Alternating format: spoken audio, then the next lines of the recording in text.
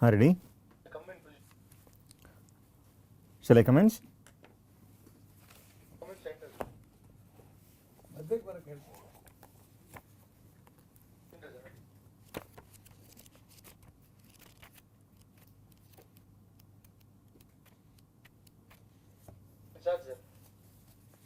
Okay.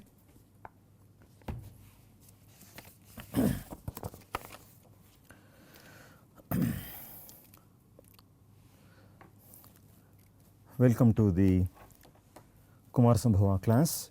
We shall pass on to verse number 27. The verse reads like this: Mukhena sa padma sugandhina nishi pravepamana dharapatra shobhina tushara vrishtikshata padma sampadam saroja sandhanam iva karodapam.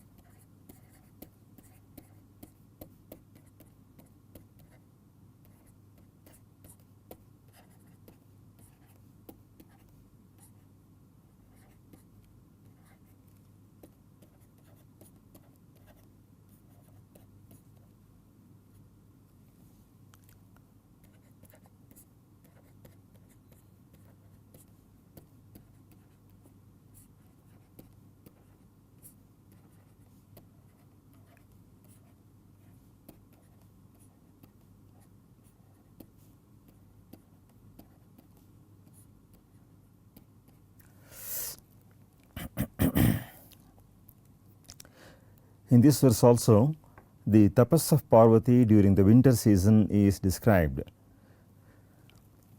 With her face, Mukhena,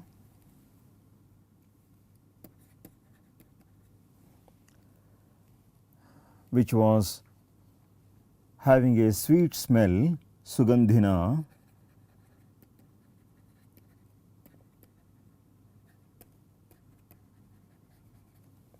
as that of a lotus, Padma.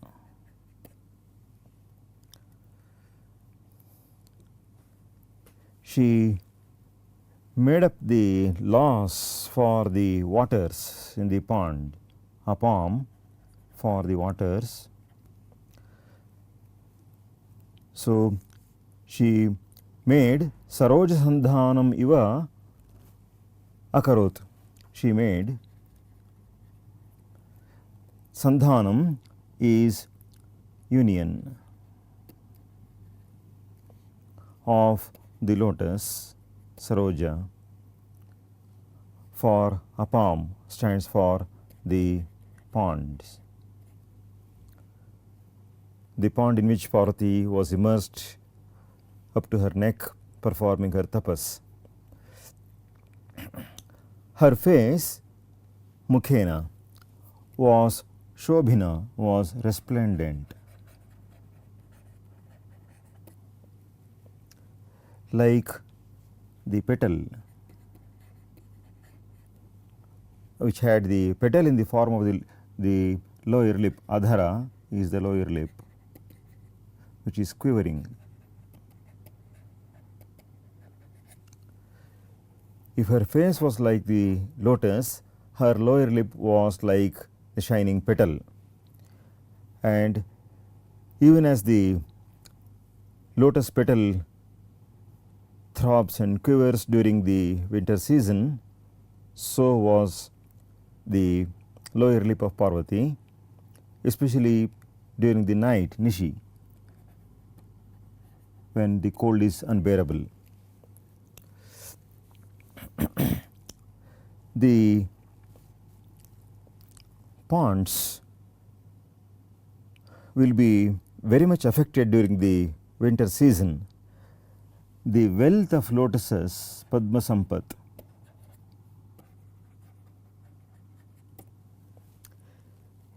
is extinguished, Kshata,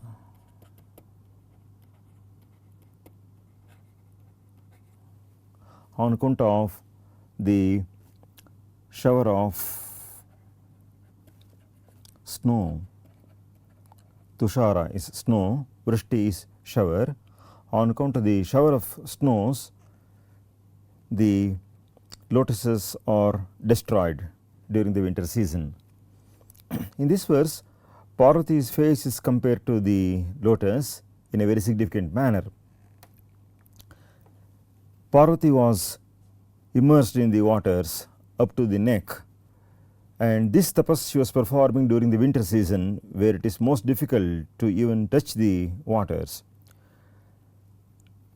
The ponds lose the splendor of the lotuses during this season, because the foremost enemy of the lotuses is the frost that showers during the winter season, and therefore the wealth of the lotuses in the wealth of the ponds in the form of the lotuses is destroyed, Kshata, by this shower of frost, Tushara Vrishti. But Parvati made up the loss of this wealth of lotuses by her face, which itself was like the lotus, the preeminent lotus. The excellence of the lotus face of Parvati was that the lotuses, the normal lotuses, are either destroyed or devoid of all glow during winter, but her face had the glow and also had the fragrance which the normal lotuses would not have. So, Padma Sugandhina, the face of Parvati had the fragrance of a lotus. Now, this may be noted as the mark of the best sort of ladies, so who are called Padminis. The texts say Padmini Padma Gandha, the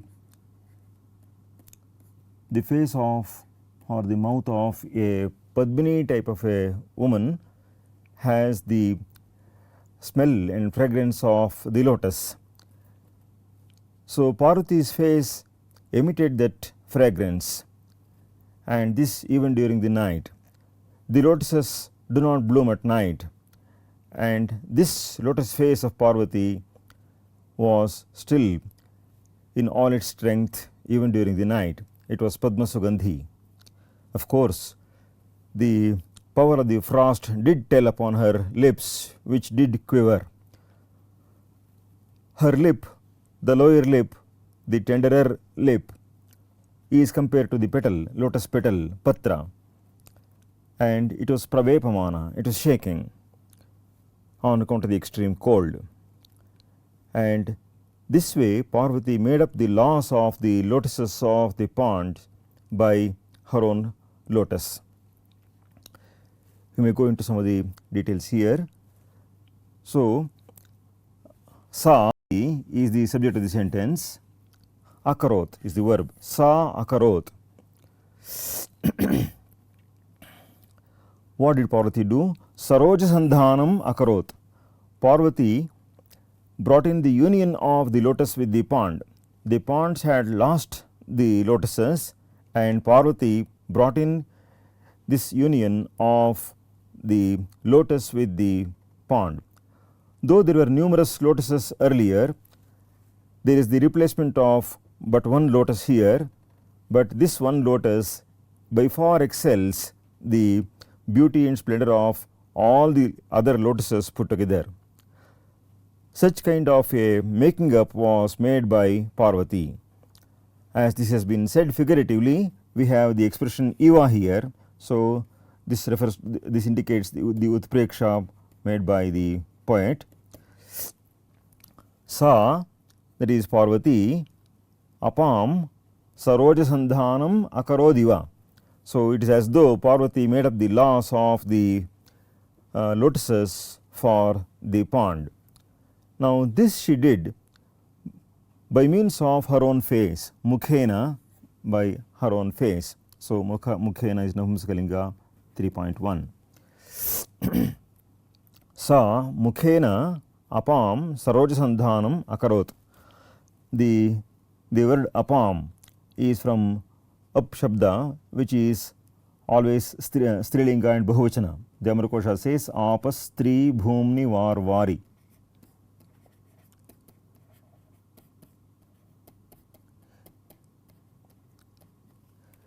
So all the other synonyms of water are neuter in gender, and only this word is strilinga, and the declension of this word is apaha apaha adbhihi adbhyaha adbhyaha apam apsu. So this is nitya bahuvachananta, and therefore we have only the last column here of bahuvachana forms. Apam here stands for the pond. Apam sarojasandhanam akarodhiva. Akarot is from root kru, for which it is lung 1 prathama purusha ekvachana form. Akarot akurutam akurvan akaroha akurutam akuruta akaravam akurva akurma. These are the forms. Sa akarot, by means of her face, mukhena, which was padma sugandhina. This word qualifies mukhena, and therefore just as this is N31, this is also Nahumsakalinga Tritiya Vibhakti Ekvachana. The dissolution of padma sugandhina is to be done thus. Su means shobhanaha. Su is the preposition here, upasarga here. Su gandhaha asya asti yields the form sugandhi.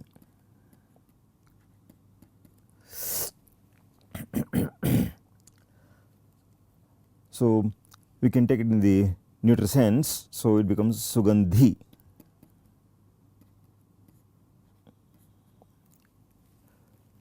Padmam iva sugandhi yields the form padma sugandhi.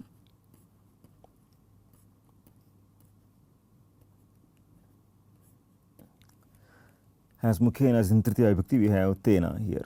So padma iva sugandhi means having the fragrance of the lotus. So sugandhi is fragrant, so fragrant like the lotus. Padma sugandhina mukhena sa akarot. So it is through her face, which had the fragrance of the lotus, which is as fragrant as the lotus, that she did this. So this she did, this making up of the laws of the lotuses, she did during the night, nishi, during the night. So this is F 7.1.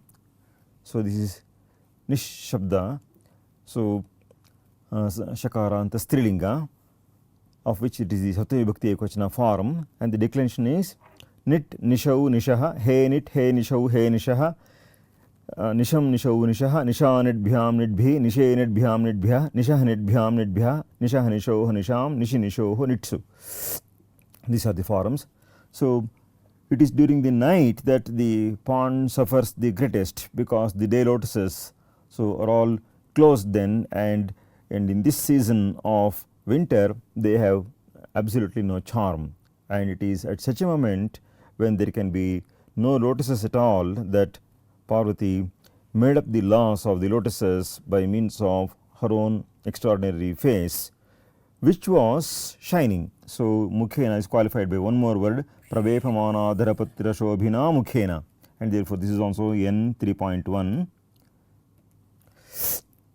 This is to be dissolved like this: shobhate iti shobhi, as it is Nahumsakalinga. And then taking up this portion, adharaha eva patram equals adhara patram. Adhara shabda is pullinga and patra shabda is napumsakalinga. Therefore, we have adharaha eva patram yielding adhara patram, and taking this with pravepamanancha tat adharapatrancha, we get the form pravepamana adharapatram. So, tena pravepamana adharapatrena shobhi, qualifying mukham. So, pravepamana adharapatra shobhi is the form that we get here, and adding tena we get the tritiya ekvachana form in the Namskalinga pravepamana adharapatra shobhina. So, pravepamana is from root vepr. So, vepr company is the root. Pra, the upasarga pra brings out the intensity of the quivering there. So, her lower lip was quivering extremely, pravepamana, obviously on account of the cold which is intense during the night. And she made up this laws for the waters apam qualified by tushara vrishtikshita padma sampadam. So, this is F63 and therefore, this is also F63, Strilinga Shashti Bhakti Ekvachana.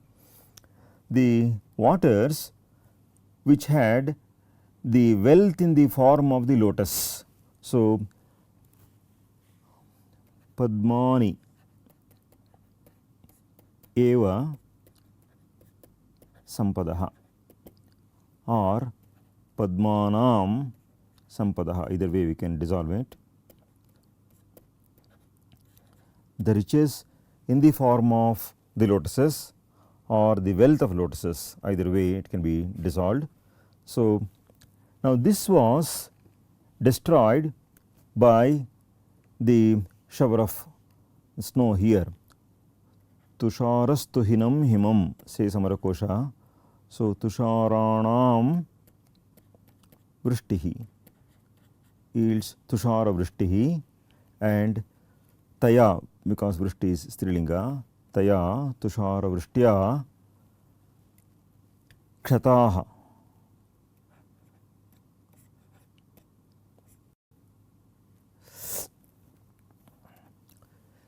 You can also think of there being several rains, therefore, you can also have, instead of Taya, you can also have Tabhihi, Tusharanam Vrishtayaha, Tushara Vrishtayaha, Tabhihi, Kshataha yields Tushara Vrishti, Kshataha, Padma Sampadaha. So, Tushara Vrishti Kshataha, Padma Sampadaha, as this qualifies apam, we can have Yasam, Tasam. We can also have Yasu, Tasam. Either way, it yields the form Tushara Vrishtikshita Padma Sampadam qualifying apam. So, the waters, the wealth in the form of lotuses of which Padma Sampadam was destroyed, Kshata means severely wounded or destroyed, extinguished by the showers of frost. In Kalidasa's Raghuamsha also there is a reference to Himaseka Vipatiratrate Nalini Purva Nidarshanam Mata. So, there are very many references in Sanskrit literature for the destruction of the beauty of lotuses on account of the cold of the winter season. And therefore, in this shloka, while describing how Parvati immersed herself neck deep in the waters in the ponds to perform her tapas, Kalidas also hints at the extraordinary beauty of Parvati's face, which resembled the lotus not only in the form and appearance, but even in the fragrance. And further, even during winter, it remained unruffled. Such was the strength and vigor of the person of Parvati, and such was the extraordinary beauty of the face of Parvati, and such was also the rigor with which she performed the tapas, that in spite of the winter, which could be very distracting, so with the severe cold and shivering, the mind is utterly disturbed, but not so in the case of Parvati.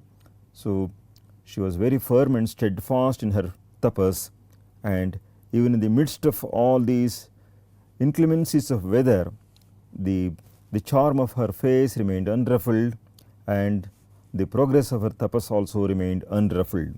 These are the ideas that are brought out by Kalidasa in this verse. We shall now pass on to the next verse.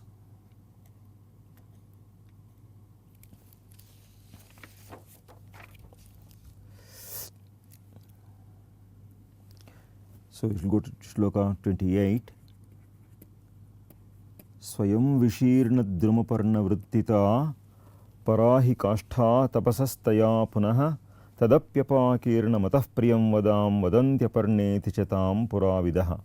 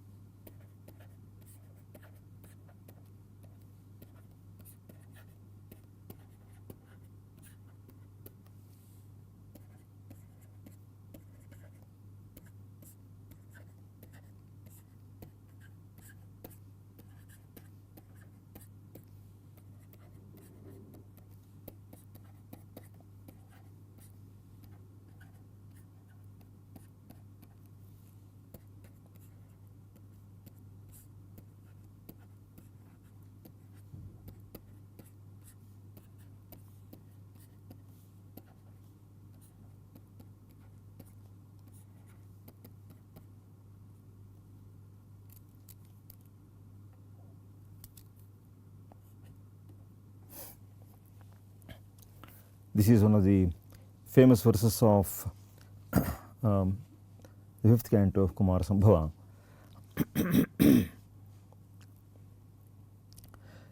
In this shloka, Kalidasa shows how Parvati refrained from consuming food even minimally. The first half of the shloka shows what constitutes a high peak of penance. So kashtha is the peak. Parahi kashtha, the supreme peak of austerities. Tapasaha. The high peak of austerity is being subsistent, is subsistence, vrittita is subsistence upon leaves, parna, of trees. The tree leaves which are fallen, vishirna, on their own, swayam, of their own accord. Such tree leaves as are fallen of their own accord from trees, subsisting on them is considered as the pinnacle of the performance of austerities. This is the normal case.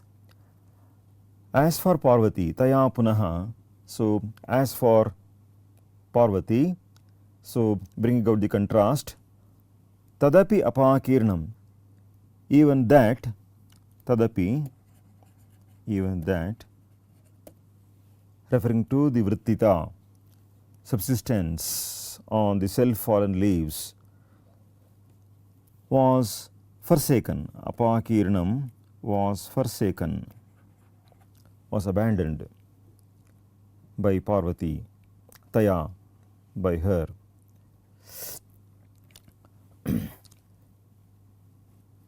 and therefore ataha. So it is as though the shloka consists of 3 sentences. Swayam vishirna drumaparna vrittita tapasaha parakashthahi is one sentence. Taya punaha tadapyapakirnam is another sentence. Ataha, consequently, priyam vadam tam vadanti aparna iti puravidaha. Puravidaha, the chroniclers of the past.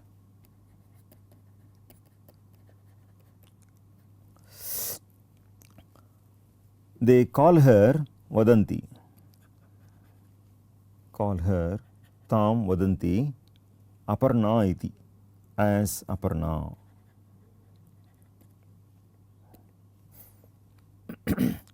Tam priyam vadam, the speaker of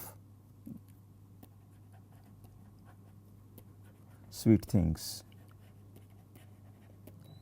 one who speaks in a sweet manner. Priyam vadam tam aparna iti. So the word aparna literally means leafless. So Parvati was called leafless, Aparna, by those who knew the past, by those who know the past, Puravidaha. Now this shloka shows how Parvati's tapas attained very great heights, such heights as are not normally attained by others.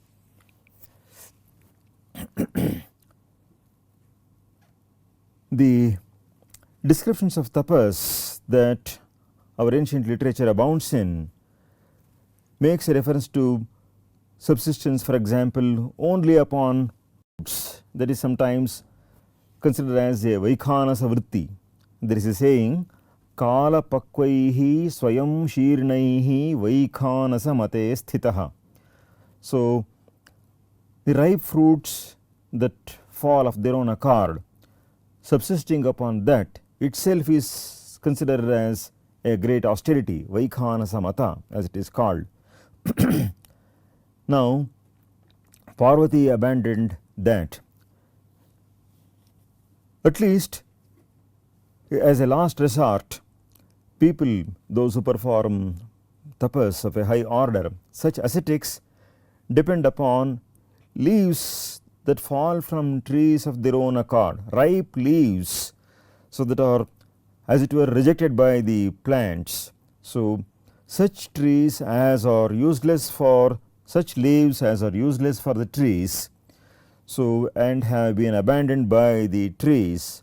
So depending upon them and subsisting upon that, so is a high level of austerity, a very high level of austerity, because this involves the least of himsa possible for one's subsistence. There is no subsistence of life or enjoyment in life that does not in one way or the other harm other beings. So there is a saying in Yoga Shastra, nanupahatya bhutanam bhogas sambhavati. So without causing any pain to any being, it is impossible to enjoy life. So even the very act of breathing can be detrimental to some kind of subtle lives. Now in the case of the best of ascetics, the best of practices that they have is subsistence merely upon the leaves that fall of their own accord from trees. So and Parvati surpassed even this. So that is the idea that has been depicted in this shloka, and it is subsequent to that that Parvati has been called Aparna. So this is another way of giving alternative etymologies. In certain Shiva Puranas we have two sisters of Parvati, namely Aparna, Ekaparna and Dviparna and so on. In some Puranas there are such depictions, but Kalidasa presents here an alternative etymology for the word Aparna. Kalidasa often dwells on such ideas as, for example, even the word Uma he derives in a special manner in the first canto, saying Umeti matra tapaso nishiddha paschad umakhyam samati jagama. So similarly the word Aparna is derived here in a special manner. So, we may look into the grammatical aspects of the verse. So, the prose order is Swayam Vishirna Drunoparna Vrittita Tapasaha Parakashtha Hi Taya Punaha Tat Api Apakirnam Ataha Priyam Vadam Tam Aparna Iticha Puravidaha Vadanti. Now, Tapasaha Parakashtha. Kashtha is the peak. So, the Amarakosha says Kashtha Utkarshe. Kashtotkarshe Sthitau Dishi. So, as synonyms of dish also we have this word Kashtha in Dishastu Kakubah Kashtha Ashascha Haritascha. Therefore, the word Kashtha refers to direction also, but in this context it refers to the Utkarsha. So, Parakashtha refers to the highest peak, the pinnacle, the summit of tapasis, tapasaha parakashtha hi, namely vrittita, so being subsistent upon. Now, the dissolution of this word can be now noted. We can take drumasya parnani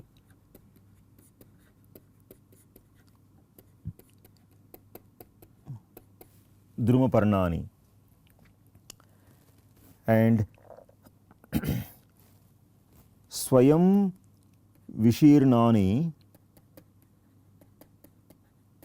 becomes the compound swayam vishirnani.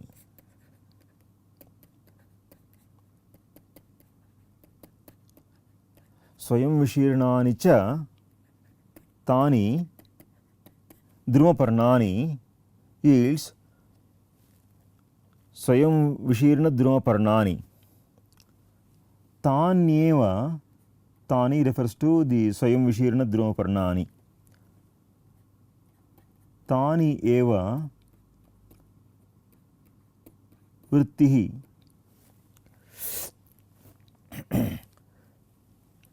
Yasya Saha refers to Swayam Vishirna Drumaparna Vrittihi. Alternatively, Yasyaha Sa. Also, it is the same form, Swayam Vishirna Drumaparna Vrittihi. And either Tasya Bhavaha or Tasyaha Bhavaha yields Swayam Vishirna Drumaparna Vrittita. The word Vritti in Sanskrit, Vrittir Vartana Jivane, says Amarakosha, has the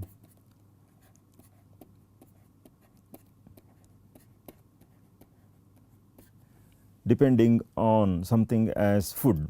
So, that is Vritti. Swayam Vishirna Drumaparna Vrittita, having as subsistence the tree leaves, Drumaparna, of tree leaves which are fallen of their own accord. You should not bracket Vishirna and Druma. So, it is not the trees that are fallen, but so you have to take this Vishirna as applicable to Drumaparna, and therefore, we first derive Drumaparna and then qualify it by Swayam Vishirna, and therefore, Swayam Vishirnani Drumaparnani. So, these two are to be linked.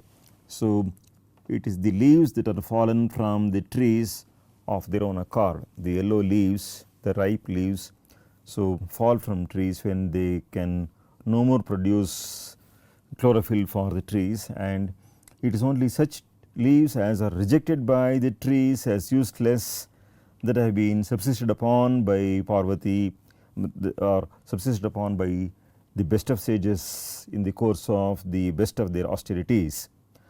Now, in the case of Parvati, she went much beyond even this. So, Taya Punaha, but as for Parvati, as for her, this Punaha shows the contrast here. In contrast to what the best of ascetics do, in contrast to the best of ascetic practices, Parvati abjured apakirnam, means even this was abjured by her.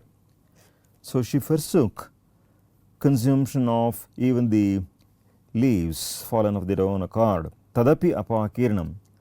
tat refers to this vrittita, so in a general manner, and therefore this Swayam Vishirna Dinoparna vrittita was also abandoned by Parvati. So even the Parnas were abandoned.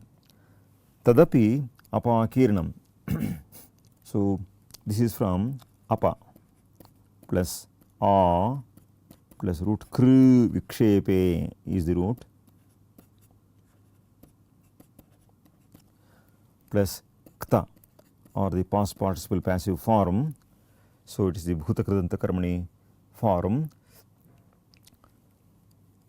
Taya tatapi apakirnam. Taya apakirnam was abandoned by her. Now the consequence of this is indicated in the third sentence of the verse.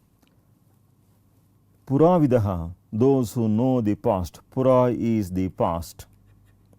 So Vit is one who knows. Those who know the past, literally the archaeologists. So Puravidaha, those who know the past, the chroniclers of events of the past, therefore call her Tam Vadanti. They speak of her. Tam refers to Parvati. So Vadanti is from root Vad. Let Vartamana Kala, this is Prathama Purusha Bahuvachana form.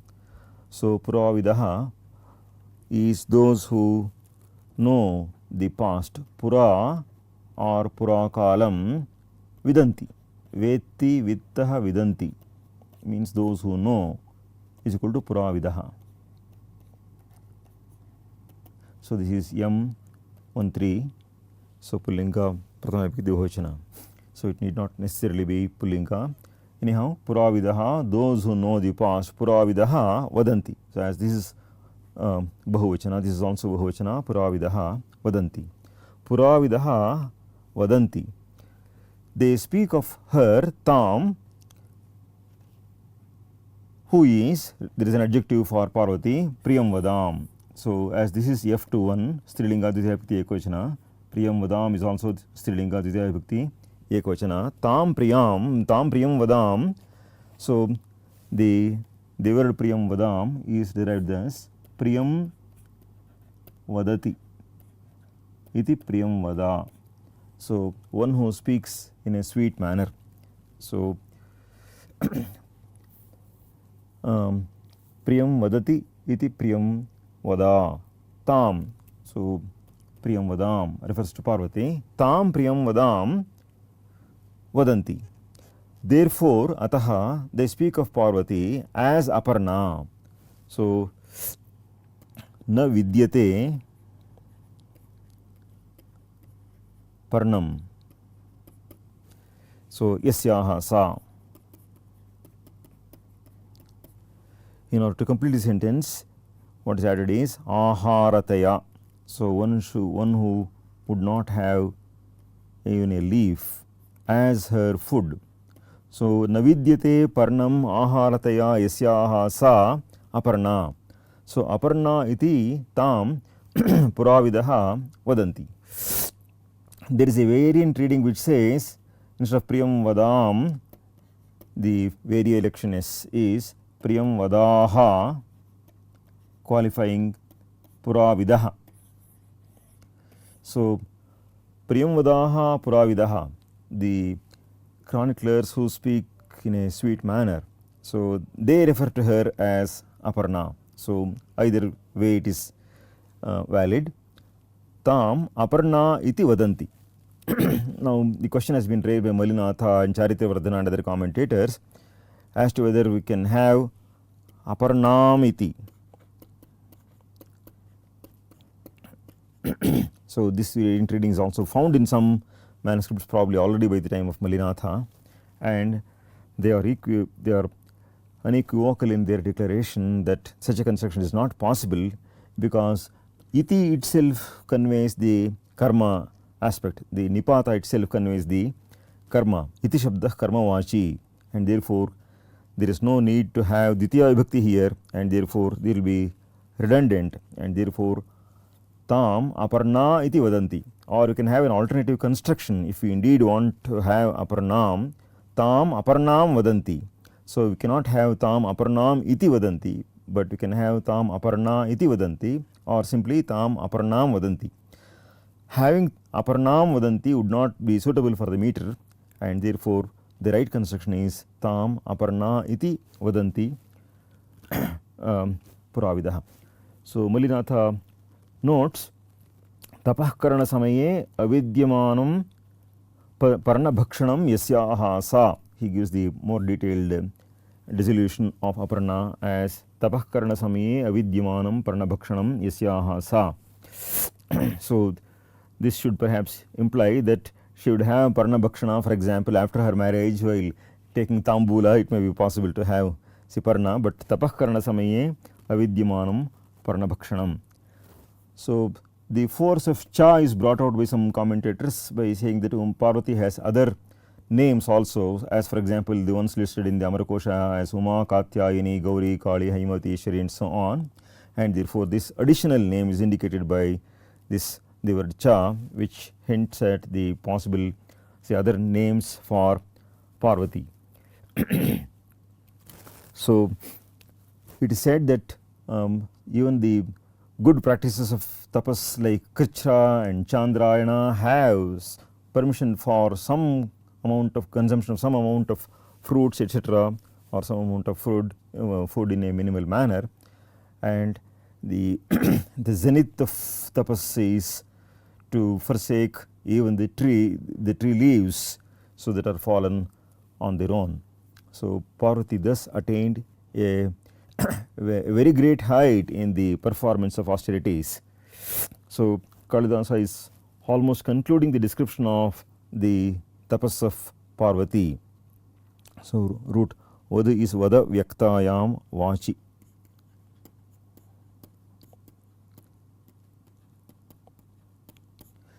In the next verse, Sloka number 29, he concludes the tapas of Parvati, and thereafter Lord Shiva arrives there.